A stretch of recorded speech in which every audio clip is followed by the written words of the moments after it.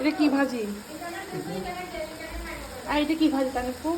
এটা হচ্ছে বানাবে, ওই যে রোল ও বানাবে। আচ্ছা, এটা রোল চিকেন বানানোর জন্য পুর।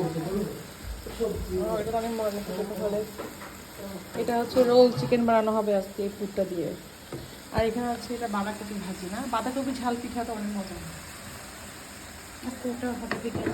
বাবা, আজকে আমাদের আইটেমস হবে বিকালে, অ্যাডভান্স বলে দিই।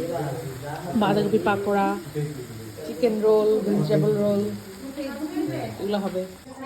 এখানে হচ্ছে শাক রান্না করা হয়েছে।